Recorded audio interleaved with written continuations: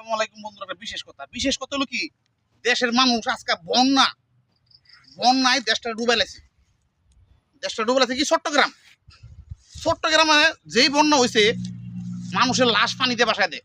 বাবা যা এটি শুনছি আমি, এই যুদ্ধের সময় বাসায় দিছে, কিন্তু এই বর্তমানে এই বন্যায় চট্টগ্রামের লাশ বাসায় দিছে, এটি ভিডিও ভাইরাল। হ্যাঁ, তা আমি বলতে চাই, এখানে দেখলাম আমি গেছে কেটা করতে পারিনি কন্টেন্ট ক্রিয়েটর ছাড়া, এখানে কন্টেন্ট ক্রিয়েটর কিছু ছাড়া আর সামাজিক কথা কিছু লোক ছাড়া আমি ভালো কোনো লোক এনে দিই না যাইতে। ভালো বলতে কি বুঝাই, বর্তমানে এটা তো বুঝা মারলো লোক গেছে না কেরে, কোনো শিল্পপতির আমি আজ কিন্তু দেখি নাই। দেশের মধ্যে যত বড় দুর্যোগ, যত কিছুই হোক, দুর্যোগ লাগছে, আগুন লাগছে, কোনো কিছু লাগছে, আজ যখন তো আমি দেখি নাই এনে কোনো শিল্পপতি গেছে একটা দান করছে, একটা করছে। মানে শিল্প যেমন ভিক্ষার চাইলে কি মেমানিও কথা আছে না, একটা ভিক্ষার চাইলে যদি মেমানি নাও কিয় ছোটো ছোটো আয়োজন ডুয়াবাতি খেলুন যা। হ্যাঁ, তাহলে এনে যে একটা শিল্পপতি যা, হাজার হাজার কোটি টিহার মালিক আছে চট্টগ্রাম হাজার কোটি টিহার ইপিজেডের মালিক আছে। ইপিজেড বলতে কি বুঝেন জানেন, একটা স্বয়ং সম্পূর্ণ, এটার ভিতরে এ টু জেড সব আছে। তে এর 1000 কোটি টিহার মালিক করলে এর কম সেই লোকে যদি মানে কোটি টিয়া দান করে থাকবো, একটা কন্টেন্ট ক্রিয়েটর যায় কয় টিয়া দিব, যায় আর মানুষের ইজ্জত মারবো যে আমি 5 টিয়া দিছি আর 14 পুরুষটা আর পিছিয়ে ফালাইতে এলো। আমার ভিডিও তো এরময়, এই যে কইছি আমি জুয়ার মাদক ব্যবসায়ীরা না ধরে খাইতেছে, যারা মান সম্মান মারতেছে, পাপকে ঘৃণা করো, পাপিকে নয়। কিন্তু আমার মূল কথা যেটা, কোনো শিল্পপতি আগে আসে না, কোনো শিল্পপতি আমি আজও দিই নাই।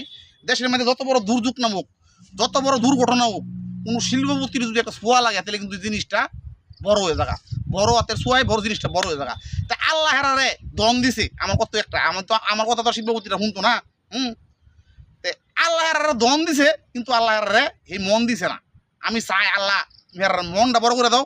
এরকম বড় দুর্যোগে বাংলাদেশে যদি 10টা ইপিজেডের মালিক যা, 10টা ইপিজেডের মালিক যদি যা, 10টা ইপিজেডের মালিক দিলে এনে কোনো দুর্যোগ আর দুর্যোগ থাকতো না। আমার কথাটা কোনো একটা শিল্পপতির কারণে যদি যা, আমার জীবনটা ধন্য হলো কেরে। আমি তো টাকা পয়সা লুপ লালসা আমি ফেসবুকে আই নাকি ওরা তেল মারতাম।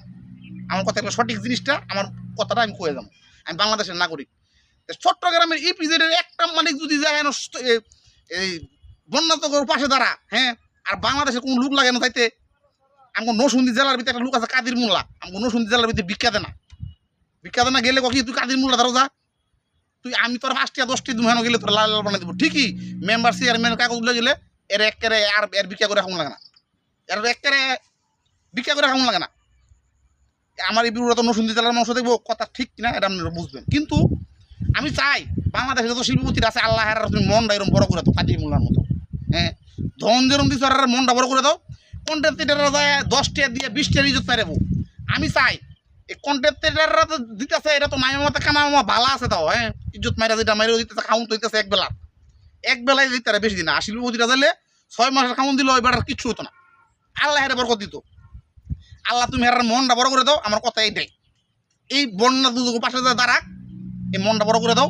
এরকম শিল্পপতিরা ঢাকা শহরে আছে, কি করলাম, এই ঢাকা শহরের লোক লাগে না, চট্টগ্রামের লোকের দাম দিয়ে এই চট্টগ্রাম মনে করেন সোনার পালঙ্ক বইয়ে খাইবো এই বন্যার দুর্যোগ মানুষ। বন্ধুরা, এটাই আমার বিশেষ কথা, ভালোবাসা রইলো। আর বন্যার তো আল্লাহ পাক তুমি ভালো রহ, সবাইকে হেফাজত করো, আমিন।